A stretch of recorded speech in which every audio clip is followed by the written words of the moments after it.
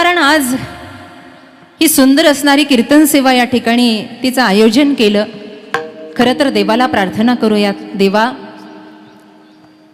कधी कधी आपण देवाला प्रार्थना करतो, माईबाप, ए परमेश्वरा, यांच्या आत्म्याला चिर शांती लाभू दे, यांच्या आत्म्याला चिर शांती लाभू दे. पण वांजळे महाराज, आज म्हणावंसं वाटतं, देवा, आमच्या या आईला तुझ्याजवळ ठेवू नको, पटकन कोणत्या न कोणत्या रूपानं आमच्याजवळ पुन्हा पाठवून दे, कारण आम्हाला त्या संस्काराची गरज आहे. म्हणून आजचं जे काही पुण्य निर्माण होईल, कायेन वाचा मनसेंद्रियेत्वा बुद्ध्यात्मदावा प्रकृती स्वभावा करोमि यद यद सकलम परस्मय नारायणायती समर्पयामि. विठ्ठल विठ्ठल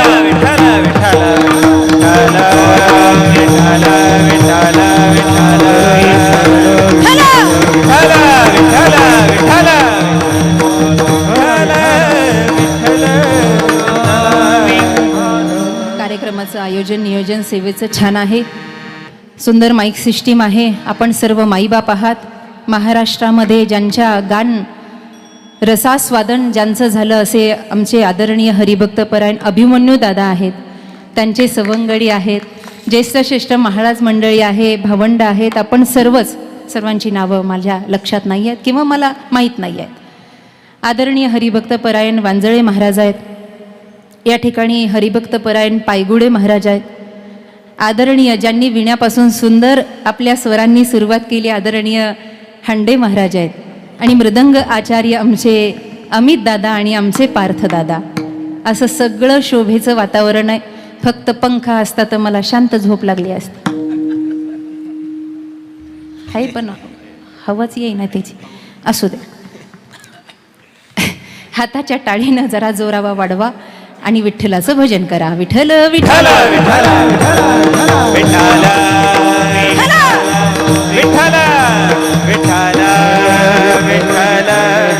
जग प्रकाशित व्हावं, अज्ञान तिमिरांध्यस्य ज्ञानांजन शलाकया, असतोमा सद्गमय तमसोमा ज्योतिर्गमय. प्रकाशाच्या दिशेनं जावं म्हणून आज योगायोग आहे. पाठीमागं आमचे आदरणीय मारणे बाबा आहेत. 15 वर्षापूर्वी त्यांची माझी भेट झाली होती. त्यांनी ओळखलं, म्हणजे वयस्क जुनी माणसं, त्यांची दृष्टी किती सूक्ष्म आहे.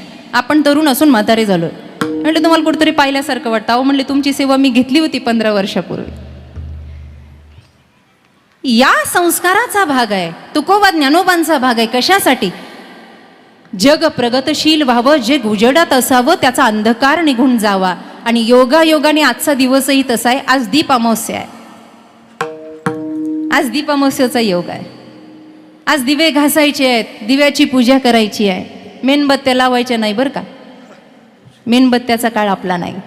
दिवे घासून दिव्याची पूजा करायची. दिव्याला म्हणायचं, हे दिव्या, तू उजेड टाकतोयस आणि अंधकार दूर करतोयस. पण आमच्या नशिबानं सोन्याच्या पिंपळाखाली एकदाच आम्हाला असा उजेड भेटलाय की एकदाचा अंधार जीवनातून निघूनच गेलाय बघ आमच्या. कारण त्यांच्यात तेवढी ताकद आहे. माऊलींच्या बाबतीत सांगायचं झालं तर काय करत नाहीयेत ते. सर्वभूत सर्व साक्षी, साधकांचा मायबाप, दरुषणे हरिताप, सर्वाभूती सुखरूप कोण? ज्ञानोबा.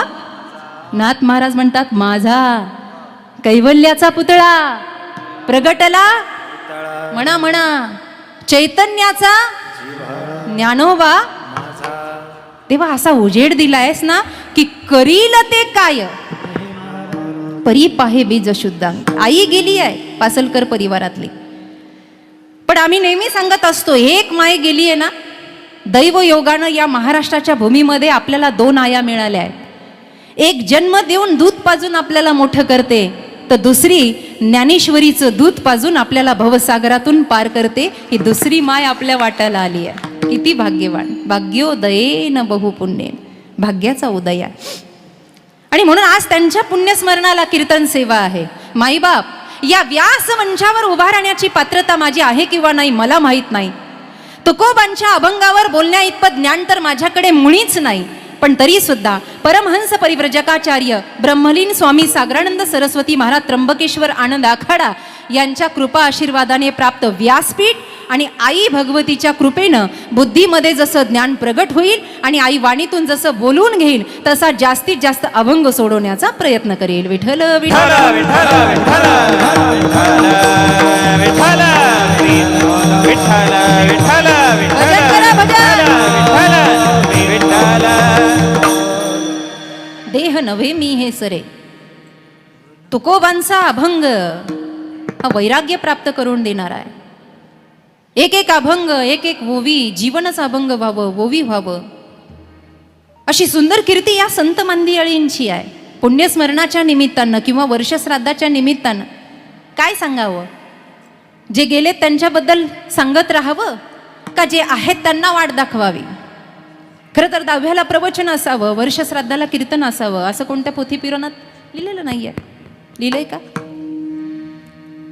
नाही लिहिलं, पण आपण करतो. आदरणीय गुरुवर्य मामासाहेब दांडेकरांना खूप खूप धन्यवाद आहे, ज्यांनी स्मशानापर्यंत माय ज्ञानेश्वरी नेण्याचा अट्टहास केलाय. याचं कारण एवढंच आहे, जीवन जगता जगता आमचा मार्ग सरळ असावा आणि सरळ मार्गानं जाऊन आम्ही सद्गतीत व्हावं. सुविचारांची सांगड आपल्या मनाला लागावी आणि पसायदानाची दुसरी ओवी सार्थकी व्हावी. जे खळांची व्यंकटी सांडव तया असे राग रागोपात आहेत काही काही माझ्याकडे, जसं काही त्यांचा बांध कोरलाय मी. जरा फ्रेश बसा. संतांचं भजन चालू आहे, संतांचं चिंतन चालू आहे. आईबाप मी सांगणार नाही, तो माझा विषय नाही, ते उत्तरार्धात पाहूयात. पण जे घरानं पासलकरांचं देह पडावा तर देशाची सेवा करता करता, नाही तर हरिनाम करता करता, याच्यासाठीच त्यांचं आयुष्य आहे की काय, या कारकिर्दीसाठीच. खरं तर वीरबाजी पासलकरांचा इतिहास फार मोठा, शिवकालीन त्यांचं चरित्र. पण आदरणीय ताराबाई यांनी आपला घर संसार व्यवहार चालवता चालवता शून्यातून जग निर्माण केलं आणि आजही त्यांची परंपरा आदरणीय बाळासाहेबांच्या रूपामध्ये समाजामध्ये ख्यात आहे. मला दत्ताभाऊंनी सांगितलं, एवढं मोठं अस्तित्व, एवढं मोठं कार्य आहे, परंतु चेहऱ्यावर कधी अभिमान नाही. दादा, जमिनीशी जुडलेली माणसं तीच मोठी होत असतात, हवेत उडणारी मोठी होत नाहीत. आणि अशांच्या आईबापाचा उद्धार करण्यासाठी वेगळं करायची गरज नाही आहे. पिंडदान हा विधी आहे आपल्याकडे. ब्राह्मण काका पिंडदान करत असतात ना, हे 3.5 हाताचं पण एक पिंड आहे, हे दान झालं पाहिजे. हे पिंडदान ज्या दिवशी होईना देश धर्माच्या समाजाच्या गो ब्राह्मणाच्या सेवेमध्ये, त्या दिवशी आईबापाचं खरं पिंडदान होईल. आज बाळासाहेबांच्या आणि नातवांच्या कार्यातून जी समाजसेवा होतीये, आदरणीय 3 बहिणींच्या आणि त्यांच्या जावाई बापूंच्या, नात सुनांच्या, या सगळ्यांच्या हातून जे समाजकार्य होतंय त्यांनी ते केलंय, आजही ते कार्यरत आहे. अनेक दिंड्यांना दानधर्म आहे, अनेक अनाथांना दानधर्म आहे, आदिवासी लोकांना दानधर्म चालू आहे. त्याचं प्रत्यक्ष स्वरूप मला दत्ताभाऊंनी दाखवलं. एवढं सगळं करतायत, आईचा वसा, वडिलांचा वसा, वारसा पुढे चालवत आहेत, हे भाग्य आहे.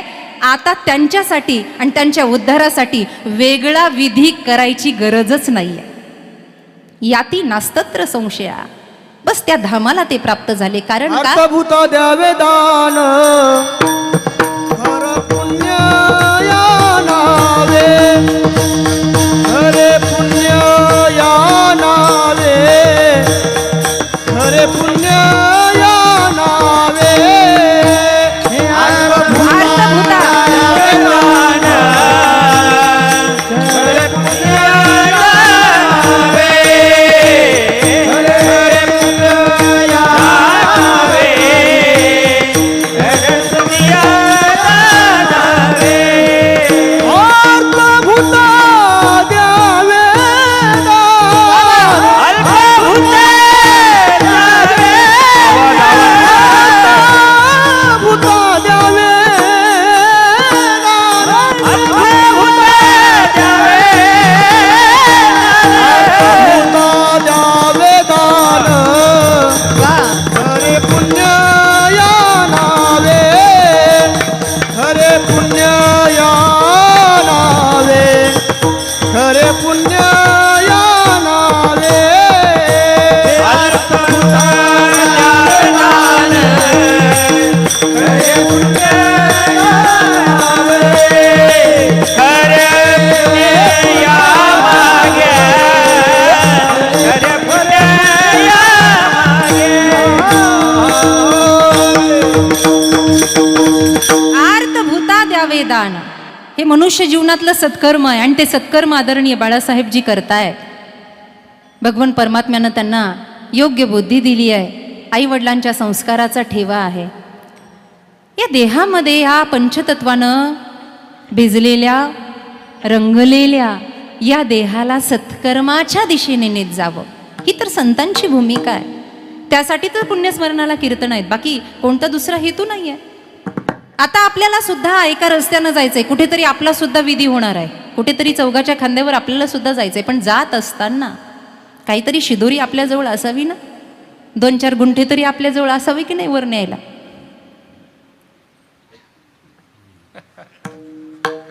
10-20 तोळे सोनं असावं वर न्यायला. तुम्ही नेलं तर मला सांगा, मी घेऊन जाईन वर. काहीतरी सुसंस्काराची शिदोरी असावी. हा देह त्या सत्कर्मासाठी पडावा. आज वंदनीय महाराज म्हणतात, देह नोहे मी सरे. हे देह तादात्म्य कुठपर्यंत धरायचं, हा देहाचा अहमदंड कुठपर्यंत धरायचा. अरे काहीतरी कार्य करण्यासाठी हा पिंजरा हातात दिलाय. देवे दिला देह, पैसा गोमटा. भजना जाग्यावर आहेत बरं. भजना कोमटा, भजन करण्यासाठी दिला. म्हणून दिनरजनी हाची धंदा, गोविंदाचे पवाडे. काहीतरी काम करण्यासाठी दिला. मग याची आसक्ती किती वेळेला धरून, अरे योग्य वेळ आली ना की त्या देहाचा मोह सुटला पाहिजे.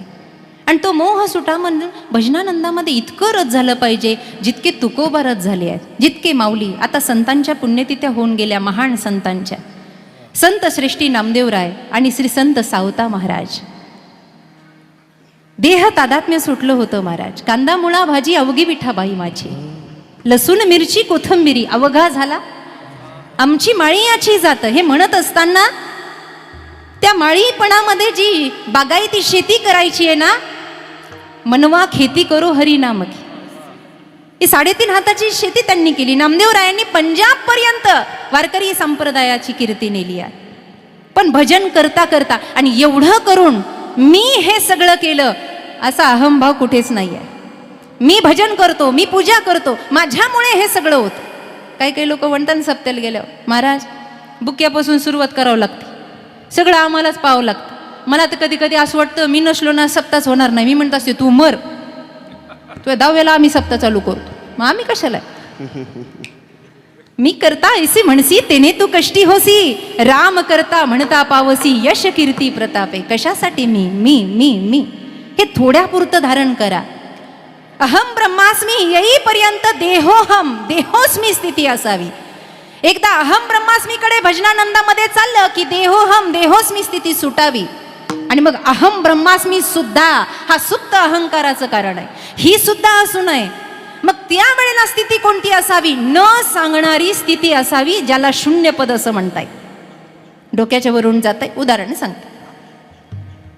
रानावनात काही लोकांना फिरायची सवय, शेतकरी गेला, त्याने सगळी खुरपणी केली, सगळ्या गोष्टी केल्या. मालक कधी नव्हे पाहायला आला. जुने कीर्तनकार हा दृष्टांत फार रंगून सांगायचे. आणि मग मालक पाहायला आल्यानंतर त्यानं पाहता पाहता पाहता पाहता काटा त्याच्या पायात घुसला. काटा पायात घुसला, रक्तबंबाळ पाय झाला, सुजला पाय, वेदना व्हायला लागल्या. एवढ्या वेदना, काय करावं. आता तिथे कोणतं साधन नाहीये, काही पूर्वतयारीनं तो शेतामध्ये आला नाहीये, आणि मग काटा पायातला काढायचा कसा. जुनं डोकं होतं, काही जुने विचार होते. त्यानं लगेच दुसरा काटा पाहिला. काट्यानं असे बरेच काट्याने निघतात. काट्यानं काटा काढला, आणि ज्या काट्यानं काटा काढला त्या काट्याला एवढा त्यानं प्रणाम केला. म्हणलं वा, काट्यानं काटा निघला बरं का. जो पायात घुसला होता त्याला बाजूला फेकला, पण ज्या काट्यानं काटा काढला त्या काट्याला खिशातला रुमाल काढला आणि त्या काट्याला रुमालावर ठेवला.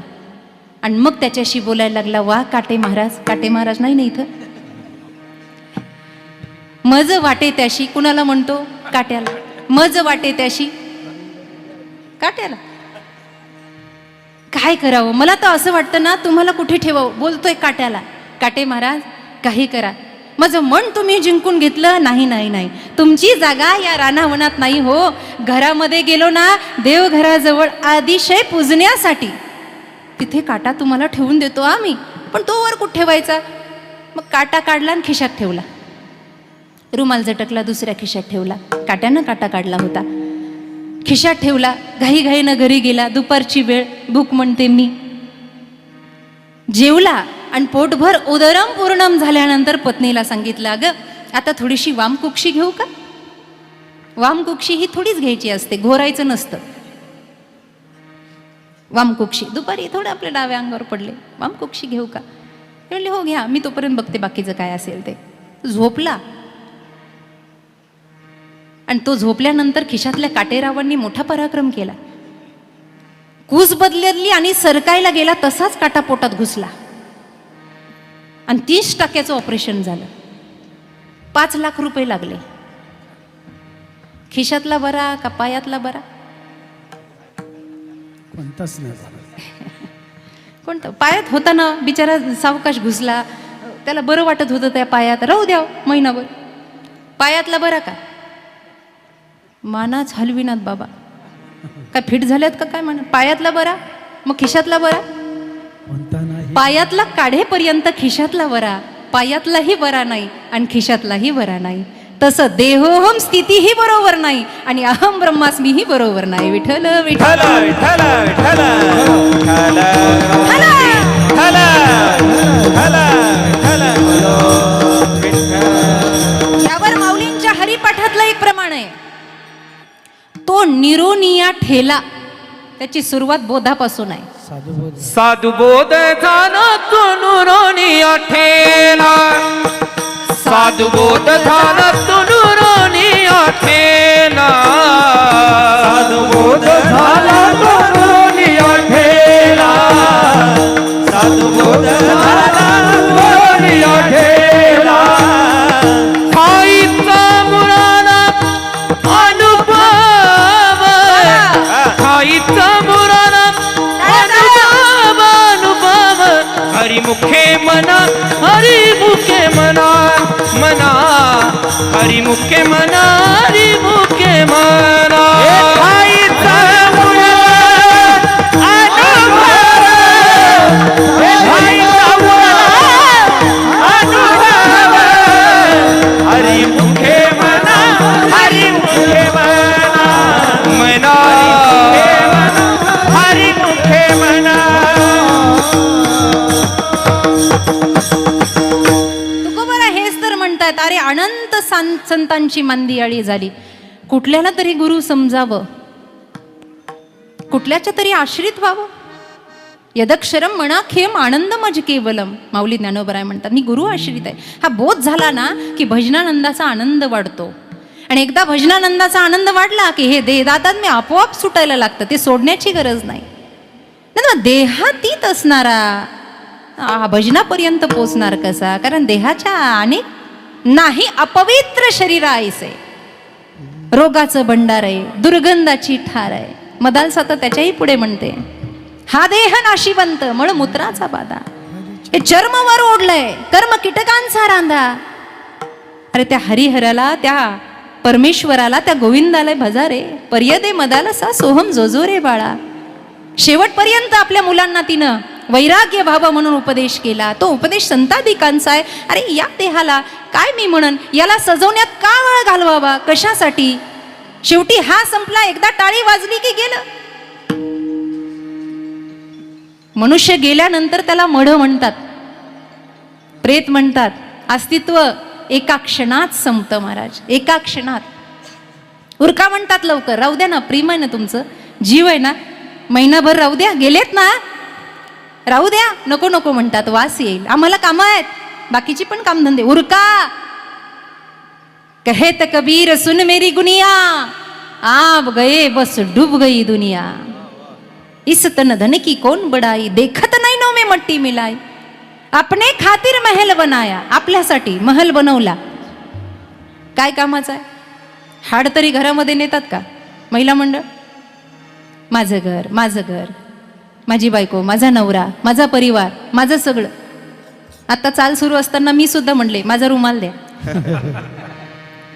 माझा माईक, माझं कीर्तन आहे तिथं, किती माझा सत्कार झाला, गप बस, लाकडं खाली जळशील. किती एक पाहता एकाची दहन, टाळा टाळा. एक पाहता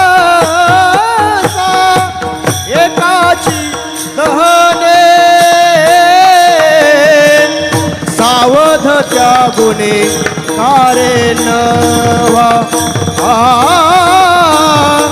सावधच्या गुणे कारण व्हा एक पाहता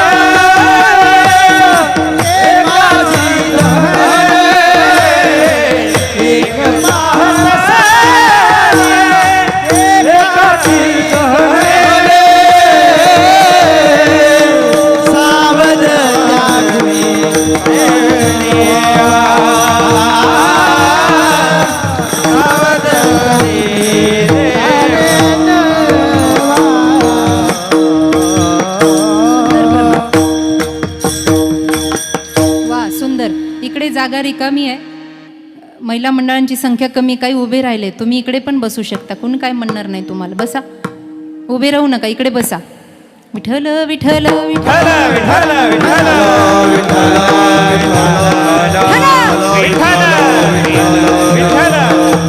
सावध व्हा, जागृत व्हा. या हरिभजनाच्या छंदामध्ये स्वतःला झोकून द्या. कारण का, उरला उरे विठ्ठल या दिशेकडे आपल्याला जायचं आहे. त्याच्याशिवाय विठ्ठल उरणार नाही. पंचतत्वाचा आहे हा देह. याची आसक्ती बाधित झाल्याशिवाय नाही. याचा मोह, हा मोह कमी होत नाही. दिन प्रतिदिन आपण मोहाच्या दिशेने चाललोय. दैवी हेषा गुणमयी मम माया दुरतया मामे वये प्रपद्यंते माया मेतांतरंती ते. भगवंत म्हणतात, अर्जुना, ही माया जी आहे ना ममत्वासाठी, ही माया तर रडण्याचं कारण आहे बाबा. मनुष्य रडला, मोहाला धारण केलं म्हणून रडला. आपल्या मनासारखं झालं नाही, रडू आलं. कोणती घटना घडली नाही, रडू आलं. थोडं त्याच्यापासून बाजूला ठेवा. अरे हे एकदा सगळं एकदाच वेळेला संपणार आहे. सगळं शून्य होणार आहे, काहीच राहणार नाही आहे ना. या देहाची शाश्वती आहे बस. नैनम छिंदंती शस्त्रानी. आत्मा अमर आहे. म्हणून देह आणि आत्मा यांची जोडी एका विशिष्ट कार्यासाठी आहे. हे दोघंही प्रवासी आहे. कार्य संपलं, हे दोघाच्या बाजूला जाणार आहे ना. आत्मा जाळल्याने जळतो. याचं उदाहरण दिलं. रामायणामध्ये ती तारा रडत आली होती, वालीची पत्नी. आणि ती रडत आल्यानंतर ती प्रभू रामचंद्रांना विनवण्या करते आहे. पांढरे वेश धारण केलेले आहे. आणि ती म्हणती, रामचंद्रा, का तुम्ही एक पत्नी एक वचनी आहात, मर्यादा पुरुषोत्तम आहात ना, मग न्याय द्या मला, न्याय. भगवंतानं विचारलं, तारा, कसला न्याय? का म्हणून माझ्या पतीला मारलं? खरं तर वाली सुद्धा भ्रमामध्ये होता मरता मरता. मै बैरी सुग्रीव पियारा, कारण कहू नाथ मोही मारा. मला का मारलं? माझ्या भावानं जानकी मातेचा शोध लावून द्यावा, त्याचं सैन्य कामाला यावं, एवढे स्वार्थी आहात तुम्ही. भगवंतानं सांगितलं, स्वार्थासाठी कुणाला जवळ धरत नाही वेड्या. ऐक, सुन, बंधू, कन्या, आपली मुलगी, आपल्या भावाची बायको, आपली आई आणि आपली बहीण, या चौघींचे नाते सारखे असतात. पुरुष मंडळ, आपली आई, आपली बहीण, आपली मुलगी आणि आपल्याहून छोट्या भावाची पत्नी, या चौघींचे नाते सारखे असतात. तू छोट्या भावाच्या पत्नीवर अत्याचार केला म्हणून मारलाय. शेवटी त्याला वैराग्य आलं, पण तारा अजून वैराग्यवान झाली नव्हती. जेव्हा वाली गेला त्यावेळेला ती रामचंद्रांना म्हणते, का न्याय द्या मला. का माझ्या कपाळावरचं कुंकू पुसलं? का न्याय? भगवंत म्हणले, काय पाहिजे? का मारलत माझ्या पतीला? भगवंताने तारेला प्रश्न केला, तुझं प्रेम पतीच्या शरीरावर आहे का पतीच्या आत्म्यावर आहे? तुझं प्रेम पतीच्या शरीरावर आहे की पतीच्या आत्म्यावर आहे? जर तुझं प्रेम पतीच्या शरीरावर असेल तर आम्हाला काही अयोध्येला जाऊन याचं लोणचं घालायचं नाही. आत्ता उचलन घरी घेऊन जा. आणि तुझं प्रेम जर पतीच्या आत्म्यावर असेल तर बाई ग, आत्मा हा मरत नाही. विठ्ठल विठ्ठल, हा देह संपणार आहे, पण त्याची आसक्ती मात्र माणसाला रसातळाला घालते. विठ्ठल नामाचा छंद घेऊन देह आसक्तीतून मुक्त व्हावं, म्हणजे विठ्ठलच उरेल. अभंगाचं प्रथम. देह न है मी है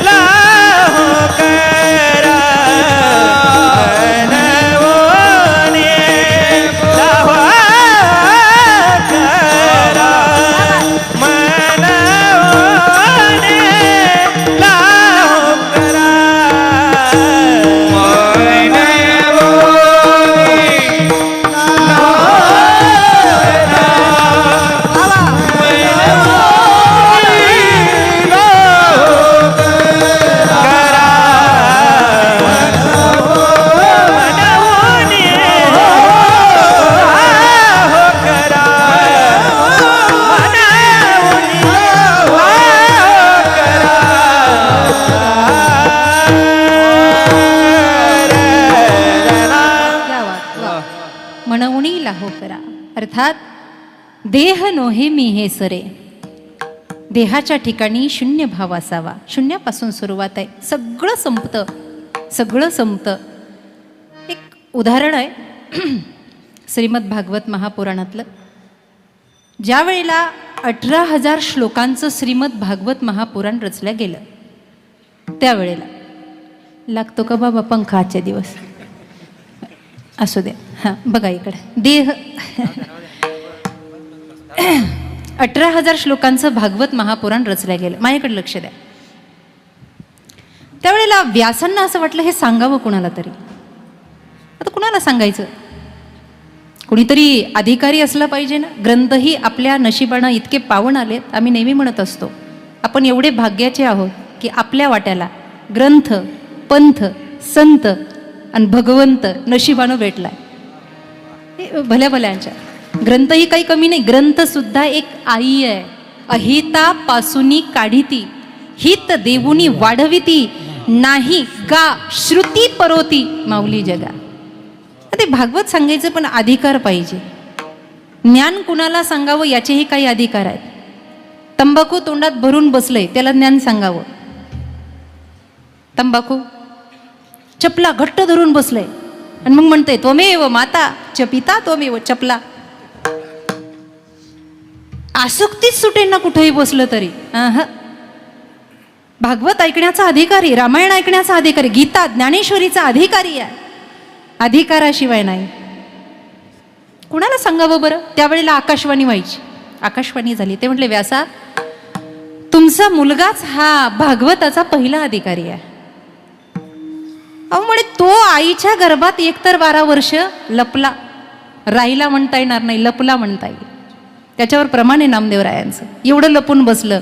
बामणाचे पोर एक खेळास व्याले, बामणाचे पोर एका खेळास व्याले, बामणाचे पोर एक नारावळे. आवाज द्या, आवाज. आले रे कापत कापत बाहेर आवाजत लावत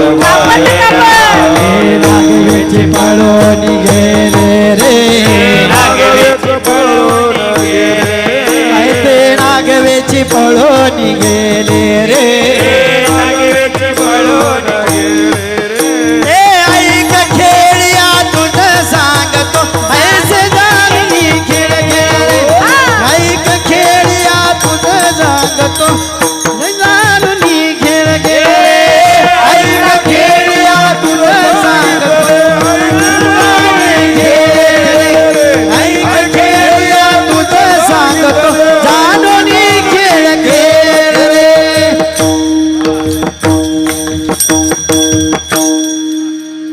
12 वर्ष आईच्या गर्भात. किती दिवस? 9 महिने 9 दिवस, 12 वर्ष. पण वर्णन करताना नामदेवराय अचूक पद्धतीनं वर्णन करतात. ब्राह्मणाचं पोर एका खेळाशी व्यालं, मायारूपी खेळाला व्यालं. कारण ही माया मोठ्या मोठ्यांना रडायला लावते, मोठ्या मोठ्यांना फसवते. इंद्रा पडली वधे, चंद्र झाला काळा, नारद चुकला चाळा. हे मोठ्या मोठ्यांना फसवते म्हणून लपून बसलं. किती? 12 वर्ष एका खेळाशी व्यालं. 12 वर्ष लपालं रे. मग व्यासांनी विचारलं आत्मजा बाहेर ये. त्यांनी सांगितलं मायेचा पती येऊन सांगेल तेव्हा बाहेर येईल, तो जबाबदारी घ्यायला तयार असेल तर. आणि मग श्री हरी विष्णूंनी सांगितलं आत्मजा बाहेर ये, माझी माया तुला स्पर्श करणार नाही. त्यावेळेला आले पण विश्वास बसला नाही. कसे आले? कापत. एवढा विश्वास नाही, माया सोडत नाही. कापत कापत बाहेर आले आणि नागवेची पळून यम प्रव्रजंत मनोपेतमपेत कृत्यम. द्वैपायणो विरह कातर आजुहाव, पुत्रेती तन्मय तया तर्वो विनेदुस, तम सर्वभूत हृदयम मुनिमान तोस्मी. निघून गेले. व्यासजी म्हणले आता त्यांना आणायचं कसं? चला ठीक आहे, शिष्य पाठवले, भगवंताच्या रूपाचं वर्णन केलं वगैरे वगैरे झालं. मग ते आले, म्हणले बाबा एवढे छान श्लोक तुमच्याकडे आहेत ना, मला ऐकायचंय. नीट ऐका, डोक्याच्या वरून जाईन पण ऐकलं पाहिजे. मला ऐकायचंय. म्हणलं ऐकायचंय? अरे पण अधिकाराशिवाय ऐकणं नाही. तुझी परीक्षा झाली पाहिजे, स्वतःच्या मुलाची परीक्षा, आणि तीही वशीला लावून नाही. वशिला लावून नाही तर मग वशिले लावून पास करतात काय काय. अशी परीक्षा झाली पाहिजे की हां बस परीक्षा घेणारा कोण आहे. गंमतच आहे वाङ्मयाची. काही गंमत अशी आहे, ज्याला परीक्षा द्यायची तो नैष्टिक ब्रह्मचारी आहे आणि परीक्षा घेणारा गृहस्थी आहे. मला सांगा, गृहस्थ्यानं त्या वैराग्यवानाची परीक्षा घ्यावी का? पण गृहस्थीही असा होता रामायण प्रमाणे, जोग भोगमह राखीव गोई राम बिलोकत प्रगटी सोई. जे देहातीत नव्हते, ज्यांना विदेह नगराचा राजा म्हणलं गेलं, असं महाराजा जनकांनी परीक्षा घेतली. आता गंमत अशी झाली, त्यांनी अगोदरच शिपायाला सांगून ठेवलं होतं, हे बघ असा असा बाबा येणार आहे. आता गुन्हा आणण्यासाठी, त्याचं अधिष्ठान प्राप्त होण्यासाठी देह उघडा होता, दिगंबर काया होती योगींद्र शुकाचार्यांची. पण केळ्याच्या साला एवढी लंगोटी घातली तात्पुरती आणि म्हणले जा आता जनकांच्या दरबारात परीक्षा होईल. आता ती परीक्षा साधी होती का? लगेच फोन लावला आणि गेटवरच्या शिपायाला सांगितलं आम्ही आलो, त्यांना सांगा. असं नव्हतं. उभा राहिले, दिगंबर काय आहे. पण असं असताना सुद्धा त्या चोपदारांनी, त्या पहरेदारांनी, त्या सैनिकानं विचारलं, कोण हो आप, कोण आहात तुम्ही? आणि काय? काही नाही, मी व्यासांचा मुलगा आहे. आतमध्ये त्यांना जाऊन सांगा व्यासपुत्र आलाय. आतमध्ये त्यांना जाऊन सांगा व्यासपुत्र आलाय. शिपाई आतमध्ये गेला. महाराज की जय हो. माझ्याकडे लक्ष द्या. महाराज की जय हो. बोला. कुणीतरी एक दिगंबर काया, बस लंगोटी अंगावर, भेटण्याची इच्छा आहे. तुम्ही मला सकाळी त्याची माहिती दिली होती. ते आले दारामध्ये, त्यांनी निरोप दिला. काय निरोप आहे? काही नाही. त्यांनी सांगितलं आत जाऊन सांगा व्यासाचा मुलगा आलाय. आतून उत्तर आलं, त्याला म्हणावं तिथेच उभं राहा, पण संघाचा त्याग कर. संघात त्याग येते. बाहेरच उभं राहा, पण संघाचा त्याग कर. शिपायानं उत्तर सांगितलं आणि उत्तर ऐकल्यानंतर हे विचार करायला लागले. हुशार माणसं अशी असतात की त्यांना आपलं कुठं चुकलं हे पटकन कळतं. आणि ते विचारांती त्यांच्या लक्षात आलं, संघ आजूबाजूला तर कोणतं नाही, पण विचारांचा संघ आहे. अच्छा अच्छा, मी त्यांचा मुलगा आहे हे ममत्व माझ्या ठाई आहे. माझं चुकलंच बरं का. थोडा वेळ थांबले आणि पुन्हा शिपायाला बोलून घेतलं, इकडे या. आता त्यांना म्हणावं शुकाचार्य आलेत. सैनिक आतमध्ये पळत गेला. महाराज की जय हो. निरोप हो आलाय. काय? ते म्हणले त्यांना जाऊन सांगा शुकाचार्य आला. महाराजा जनकांनी सांगितलं पुन्हा बाहेर जा आणि त्याला म्हणावं संघात त्याग येते. पुन्हा बाहेर आले. आता काय? ते म्हणले संघाचा त्याग करा, नंतरच आतमध्ये प्रवेश आहे. आता काय झालं? मग त्यांच्या लक्षात आलं, हा शुकाचार्य ही देहाला लागलेली उपाधी आहे. आता ही उपाधी सुटली पाहिजे. हे नामकरण झालं या देहाचं आणि मी याचा ममत्व घेऊन बसलोय. ठीक आहे, हरकत नाही. तिसऱ्यांदा पुन्हा शिपायाला बोलून घेतलं. आता महत्वाचं आहे. ते म्हणले इकडे आहे आणि त्यांना जाऊन सांग मी आलोय. सैनिक आतमध्ये गेला. म्हणलं महाराज की जय हो. काय निरोप? काय नाही. त्यांनी सांगितलंय मी आलोय. महाराज म्हणले ते मीच अगोदर सोड आणि आतमध्ये ये. मी देह नव्हे मी हे सरे. जिथं मीपणा संपला तिथे परमार्थ सुरू होतो. संपतो नाही, सुरू होतो. म्हणून उरला उरे विठ्ठल. पण ही अवस्था प्राप्त करण्यासाठी एक साधना आहे अभंगाच्या दुसऱ्या चरणात. मन बोलीला बोकेरा, मन बोलीला बोकेरा, मन बोलीला बोकेरा, मन बोलीला बोकेरा, मन बोलीला बोकेरा, मन बोलीला बोकेरा, मनोरीला होकरा, मनोरीला होकरा. हे काळ सारा चिंतने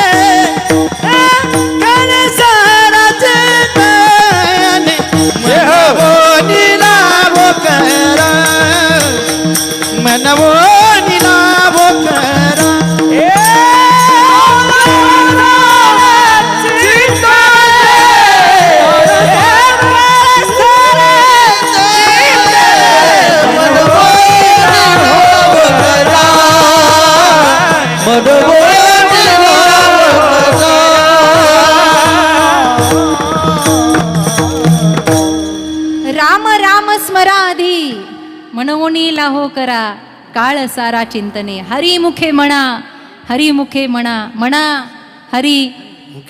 झोपले का काय? हरिमुखे म्हणा. किती सोपं केलं. सोपे वर्मा टाळ दिंडी हाती समाधीचे सुख सांडव. हरिमुखे म्हणा. हरी हरी हरी म्हणा रे तेने माया जाळ. काहीच करायची गरज नाही, फक्त राम म्हणा, विठ्ठल म्हणा, हरी म्हणा. काहीतरी घ्या ना हो, काहीतरी प्रसाद घ्या ना नामाचा. कशाला तोंड पाडून बसताय? चिंता करायची नाही, चिंतन करायचं. मराठी भाषा अशी आहे, चिंतावरचं टिंब काढलं की काय होतं? इथे उद्योजक बसले आहेत, राजकारणातली माझी भावंड बसली आहेत, समाजकारणातली आहेत, संप्रदायातली ज्येष्ठ मंडळी बसली आहेत, ज्यांच्या आशीर्वादानं माझं व्यासपीठ धन्य आहे, अशी मंडळी बसली आहे. आपण सगळे आहात, पण चिंतन करूयात ना. कशाला चिंता? बरं, स्वतःची चिंता. दुसऱ्याच्या घरात टीव्ही आल्यावर काय लावं, पोट दुखलं पाहिजे. पण आमचं दुखतं, हे फार पोटदुखीचे प्रकार आहे. कशा कशाने पोट दुखतं तुम्ही फक्त जोरात बोला. बोलताना बेसनाचे पदार्थ खाल्ले की पोट दुखतं. जरा मोठ्याने बोला. बेसनाचे पदार्थ खाल्ले की पोट, शिळे पदार्थ खाल्ले की पोट. चालू कार्यक्रमात नाव नाही घेतलं की तेव्हाही दुखतं. अवघड आहे फार. हे जात नाही. कशाची चिंता? अरे चिता ऐसी डाकिनी, काटी कलेजा काय, वैद्य बिचारा क्या करे, कब तक दवा पिलाय. कधी स्मशानात कुणाला जळताना पाहिलंय का तुम्ही? पाहिलं असेल आपण सर्व मंडळी आहात. आता कधी जर पुढची वेळ आली ना, येऊ नाही लवकर वेळ, 6 महिने तरी, पण आली. एखाद्याला तुम्ही अंतविधीला गेलात आणि जळताना पाहिलं, ए माता भगिनींनो, माझ्या आयांनो नीट ऐका. पुरुष मंडळी, एखाद्याला जळताना जर पाहिलं ना, तर मनात विचार करा, अरे शेवटी जळायचंच आहे, मग आयुष्यभर जळायचं कशाला? अरे शेवटी जळायचंच आहे ना. शेजारी शेजारी कधी कधी 2 हॉटेल असतात, एकाची चलती एकाच चलत नाही, पण हे टेन्शन घेऊन बीपीच्या गोळ्या याला चालू. कशासाठी? अरे याच्यासाठी हा देह मिळाला नाही. चिंता आहा, नो एंट्री. चिंतने चिंतने तद्रूपता, म्हणमुनी लाहो करा. कुणाच्या जीवनात दुःख नव्हतं, कुणी दुःख सोसलं नाही. देह तव आहे भोगाचे अधीन, भोगाचे अधीन, देह तव आहे भोगाचे अधीन. प्रारब्ध याचा मी काय असीन वाहू भार, याचा मी काय असीन वाहू भार. सर्व माझा काळ तुझी या चिंतने, वावा सर्व माझा काळ तुझी या चिंतने.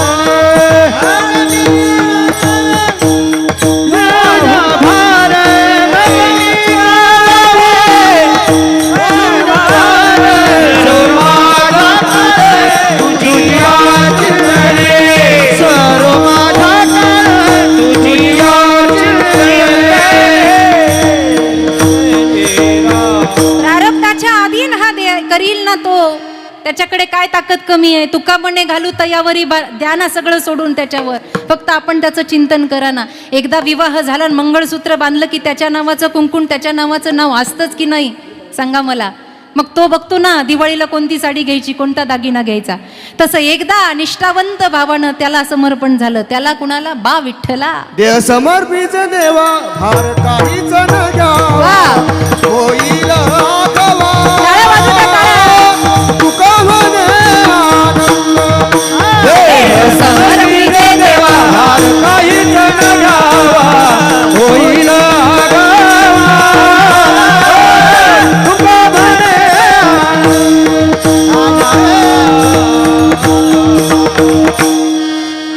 देव निवारील, त्याला समर्पण करून द्या, तो सांभाळीन. काही काही लोक, एक जणाने मला विचारलं, मंदिरात सोबत गेलो, दर्शन झालं, आणि दर्शन करून आल्यानंतर त्यांनी विचारलं, तुम्ही देवाला काय मागितलं? तुम्ही देवाला काय मागितलं? महाराज, त्याचं एकच उत्तर आहे. आमचे स्वामीजी म्हणायचे, ती जर आई आहे ना, तर आईला काही मागायची वेळ आली नाही पाहिजे. तिला दिसत नाही का तिचं लेकरू कुठे चाललंय? तिला कळत नाही का तिचं लेकरू वेगळ्या वळणार? तिला कळत नाही का तिच्या लेकराला काय कमी आहे? मागायचं कशाला? ती कृपा करणारी आहे ना, तर ती सगळं करेल. किंबहुना धनुर्धरा, त्याचं प्रेम आहे ते आपल्यावर. म्हणून चिंतन करा, चिंता नको. असं करा म्हणून लाहो करा, काळ सारा चिंतने. चिंतनामध्ये काळ सारून टाका. दुःख कुणाच्या जीवनात नाही. ज्यांनी माय ज्ञानेश्वरी घडवली त्यांच्याही जीवनात दुःख आहे. ज्यांनी गाथा लिहिला त्यांच्याही जीवनात दुःख होतं. दुःखातून ते काय बाधित झाले नाही का? पण त्याच्यातून ते बाहेर निघाले. कसे बाहेर निघाले? मी प्रसंग नेहमी सांगते. कधी तुम्हालाही माहिती आहे, तुम्ही चरित्र वाचून आहात. अनेक अनुग्रही माझ्या समोर बसलेले आहेत. तुम्ही ज्ञानेश्वरी गीतेचे पारायण करणारी मंडळी आहात. माझ्यापेक्षा 4 पारायण तुमचे कदाचित जास्तच झाले असते. नीट ऐका माता भगिनींनी. ज्या दिवशी तुकोबारायांचे पिताश्री जात आहेत, तुकोबाराय कीर्तनामध्ये आहेत. माहीत नाही आहे इकडे वोलोबांची तब्येत किती खराब झाली आहे, काही कळत नाही आहे. गावची लोक धावत पळत जात आहेत, कणकाई रडतायत. काही करा पण तुक्याला घेऊन या, कारण माझ्या तुकाशिवाय त्याच्या बापाला बरं वाटणार नाही. जीव आहे ओ लाडका, जीव आहे. भजनानंदामध्ये रमलेले आहेत तुकोबाराय महाराज. तुकाराम महाराजांचं भजन आमच्यासारख्या कीर्तनकारांसारखं मोजून मापून नव्हतं वो. एवढ्या मिनिटात रामकृष्ण हरी घ्या, एवढ्या मिनिटात पहिली चाल घ्या. अवघा रंग एक झाला. एकदा रंगले की रंगले ना बाबा, जाऊ देवाची या गावा. ते गावच तिथे उमटलं, तिथे प्रगटलं. जन विजन झाले आम्हा विठ्ठल नामा प्रमाण. पाहे तिकडे बाप माय विठ्ठल आई रखुमाई. आणि अशी अवस्था असताना तिकडे म्हणे अंतविधी सुद्धा झाला. धावत पळत तुकोबा निघाले. उंबरठ्यावर उभा आहेत. जशी गाय हंबरडा फोडते ना, तसं कणकाईनं हंबरडा फोडला होता. तुक्या, अरे बाप तुका तुका म्हणून गेला. कुठं बसला होतास रात्रभर? तुकाराम महाराज देवाला आळवायला लागले. अरे भजनात एकदा सुद्धा असं जाणवलं नाही ना, माझ्या बापाचा प्राण तळमळतोय माझ्याशिवाय का? मिठी मारली आईला. आणि फार वेळ नाही, कणकाई 5-6 महिन्यात कणकाईचंही जाणं झालं. सौभाग्याचं जाणं पचलं नाही त्यांना.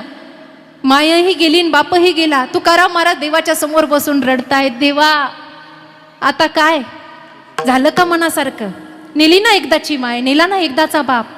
आता मला कोण सांभाळणार आहे? ए विठोबा, माझ्या विठोबाचा कैसा प्रेम भाव. आता कुठे आहे तुझं विठोबा? पण आता दिसू दे ना या तुक्याला. आणि त्या दिवशी तुकाराम महाराज निष्ठेनं संकल्प करतात. आई बाप गेल्यावर संकल्प काय करावा? दुःख कुणाच्या जीवनात नाही, पण दुःखाला कवळून बसणं हे प्रेम नाहीये. त्यातून सत्कर्माची दिशा निवडा. तुकाराम महाराजांनी त्या दिवशी संकल्प केला. विठो तुझे माझे राज, वा, विठो तुझे माझे राज.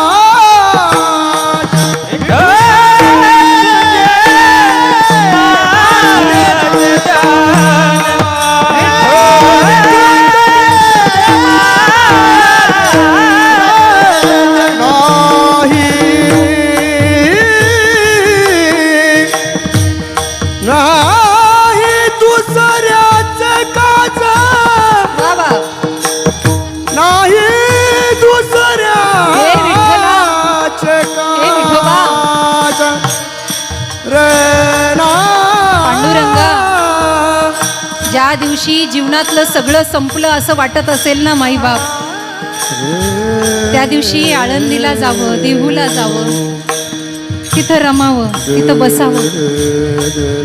ए आई, माय गेली ग माझी, आता तुझ्याशिवाय कोण सावरेल मला.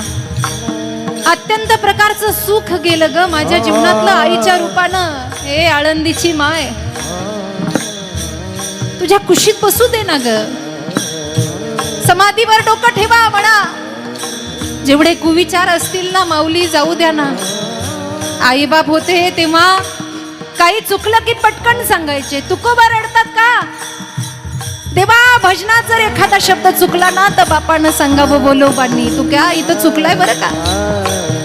देवा आता तुला सांगतो, जे माझ्या बाप दादांनी केलं ना तेच करणार. काय? माझ्या वडिलांची मिराशी का देवा, तुझी चरण सेवा पांडुरंगा. म्हणून माऊली, माईबाप हे जगामध्ये जरी प्रेमाचा तुटवडा पडला ना तरी सुद्धा माऊलींच्या आणि तुकोबाच्या